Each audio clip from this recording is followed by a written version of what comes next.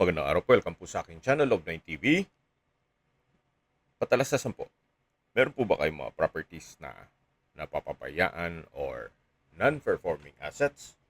Plan nyo ibenta, pero wala kayong oras pagbenta nito. Kung ito'y pagkakatiwala nyo po sa amin, tawag lang po kayo sa aking numero. Usap po tayo. Gawan ko po ng video for free.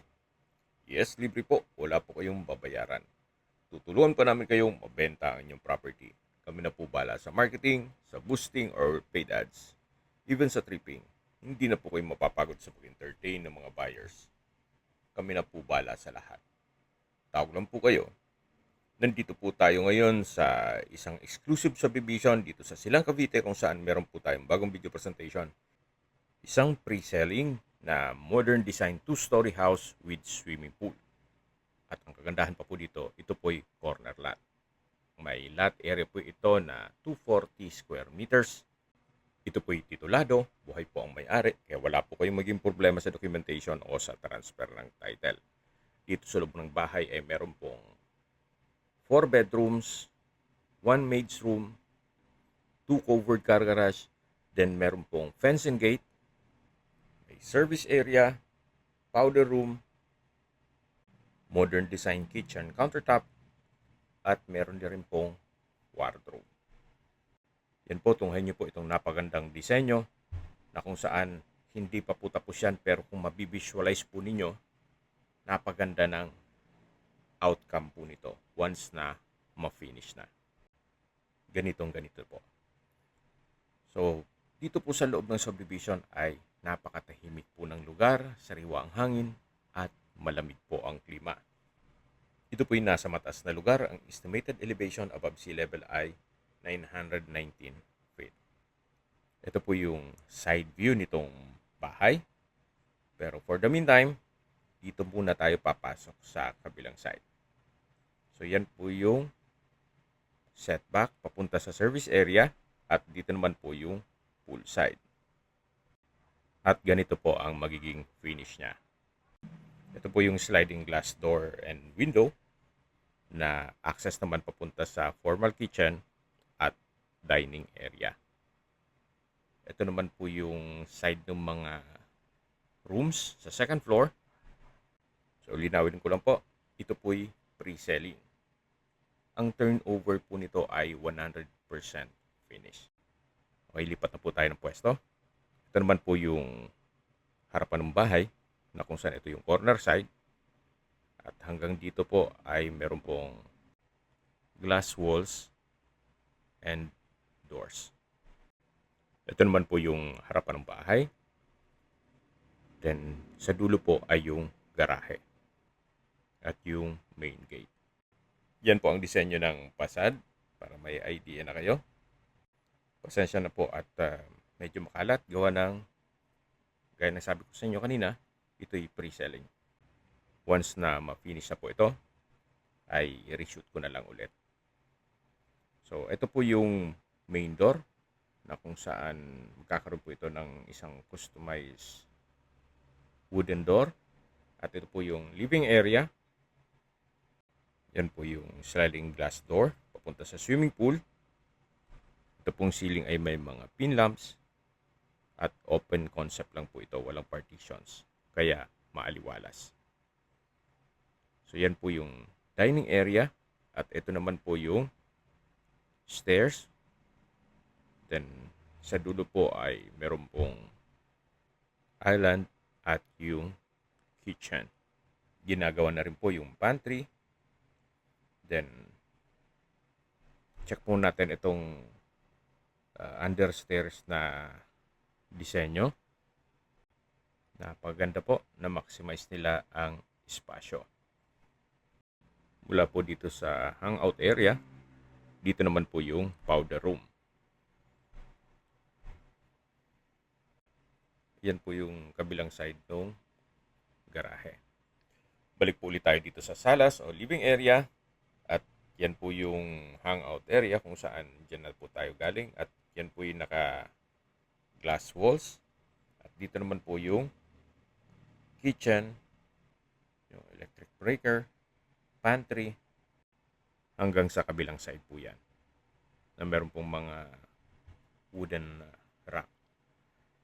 So ito po yung formal kitchen na ginagawa pa lang tong breakfast nook. Then may pass-through window. At dito naman po yung service area. Yan po mismo ang disenyo niya. So dito naman po yung maid's quarter o maid's room na malaki po ang espasyo at may sariling toilet and bath. At kompleto din po ang bathroom fixtures. Mula po dito sa maid's room, yan po ulit yung service area at dirty kitchen. At balik po tayo dito sa kitchen, dining, at living area. Yan naman po yung main door. Ito po yung concrete staircase, then meron po itong wooden planks. At syempre lalagyan din po ito ng railing at handrail. Samahan niyo po ako. Akyat po tayo. Nandito na po tayo sa hallway na papunta sa mga kwarto. At ito po yung open below. Then dito po sa side ay meron pong glass walls na nag-serves as natural sunlight. Kaya napakaaliwalas po. Then meron pong chandelier. Then finish na rin po itong flooring. At ito naman po yung first bedroom. Malaki din po ang espasyo nito. Meron din po itong balkonahe. Mamaya puntahan natin yan. Pero check po muna natin itong toilet and bath. Kumpleto din po ang bathroom fixtures nito. At dito naman po ay makakaroon ng bathroom sink at shower enclosure. So ito po yung first bedroom. Tunghayin niyo po. Dito naman ay magkakaroon ng sliding glass walls and doors. Then ito pong nakikita nyo na color brown ay accordion po yan na security grill. Papunta naman ito sa balkonahe o terrace. Napaganda po ng disenyo. So kung gusto nyong i-open yan, tutulak nyo lang yan hanggang dito sa dulo. Yan po yung kabilang kwarto na may balkonahe din po siya at naka-glass walls and doors. Napaganda po ng disenyo nito. Ngayon lang po, hindi pa siya tapos pero kung nabivisualize nyo yung outcome nito, napakaganda po. Balik po ulit tayo dito sa loob. Yan po. Although malaki po itong accordion type na security grill, pero magaan naman siya. Kahit isang kamay lang, pwede pong isara yan. So mula po dito sa first bedroom, ito naman po yung open below. Meron pong chandelier. Yan po yung hangout area sa baba.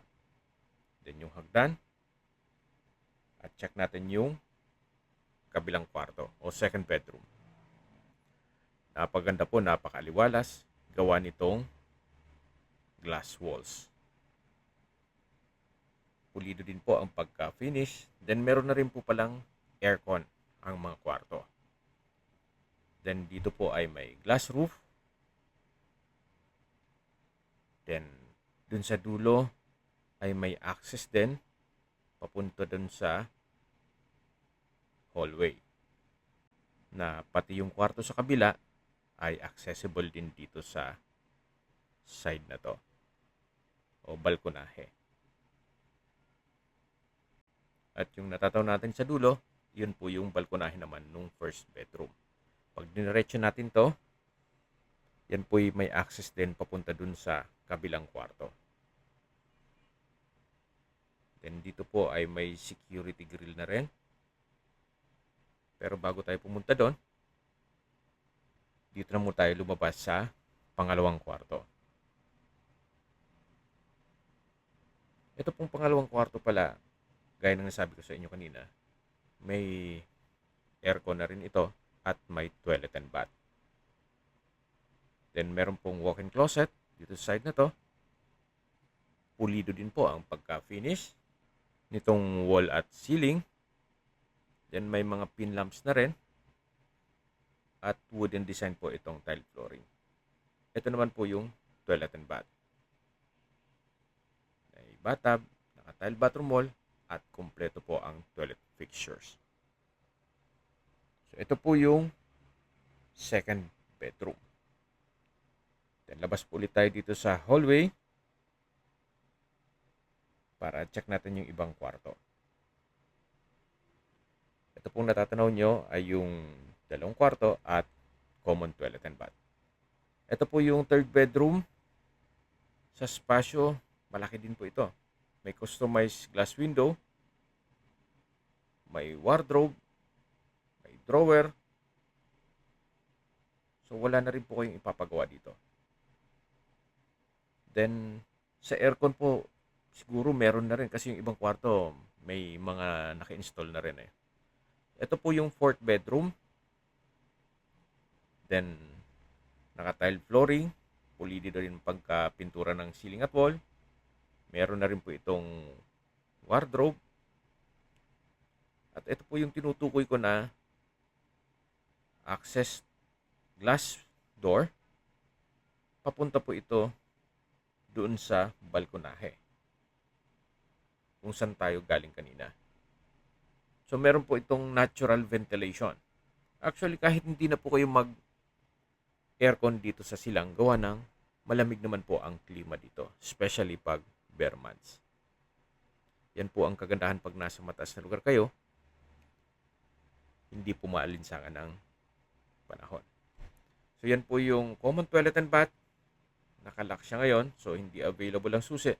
Pero upon turnover, yan po yung finish din. So mga nag-skip po ng video, hindi na po may iwasan ang komento na hindi naman tapos. Ito po yung pre-selling. Na-present ko lang sa inyo para may idea na kayo dito sa property na although hindi pa siya finish, pero kung mabivisualize niyo na napaganda ang maging outcome po nito.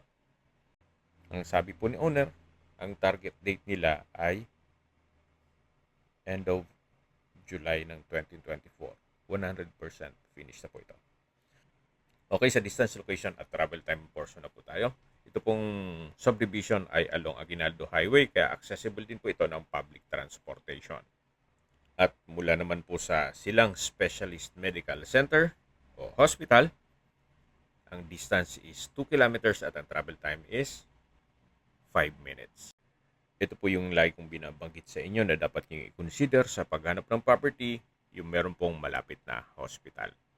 Hindi ko naman po sinasabing sakitin kayo. Yan naman po for emergency purpose lang naman. At mula naman po sa Calax, Silang Interchange, ang distance is 8.1 kilometers at ang travel time is 12 minutes. Mula naman po sa Silang Bayan, ang distance is 2.2 kilometers at ang travel time is 8 minutes. Kumpleto na po doon gaya ng public market, groceries, convenience store, remittance center, banks, schools, church, at marami pang business establishments. Mula naman po sa Premier Plaza, ang distance is 4.4 kilometers at ang travel time is 10 minutes. Mula naman po sa Tagaytay, ang distance is 15.6 kilometers at ang travel time is 18 minutes. Kung manggagaling naman po sa Manila o sa airport, ang distance is 48 kilometers at ang travel time is 1 hour and 35 minutes. Okay, sa presyo na po tayo. Binebenta po ito ni owner sa halagang 18.5 million pesos net. Uulitin ko po, ang presyo pong 18.5 million pesos ay complete finish po yan na ito turn over sa inyo. At kung sakali man po na maibigyan nyo ito, pwede naman po kayong mag-earnest money kung gusto nyo pa-hold tong property. Then magkakaroon kayo ng contract o earnest money agreement ni owner. Kung may mga katanungan po kayo, tawag lang po kayo sa aking numero. At sa mga kababayan naman natin na sa ibang bansa, meron po akong Telegram. Sa mga iPhone user man may message, meron din pong Imo, Skype, Viber at WhatsApp. Same number lang po, 0917-316-3399. Sa mga nagtatanong naman po ng aming Facebook, meron po kaming Facebook page na Novnin TV at Facebook Reels video. Meron din pong TikTok at Instagram. May ibang YouTube channel po kami na The Nov9 TV channel at Nov9 TV Listings. Sana po naibigyan nyo ang video presentation. Paki-like and subscribe na lang po sa aking channel para ma-update din po kayo sa aking future listings. Kung sakali po hanap nyo yung mas malaking sukat ng lupa, meron din po kami ibang listings na pwede nyong pagpilian. Huwag po kayong maatubiling tumawag sa amin, then let us know your budget para malaman namin kung anong property pwede namin ilok sa inyo. Sa lahat pong viewers, subscriber at nagtiwala po sa amin, salamat po sa suporta. Ingat po kayo lagi at yung pamilya.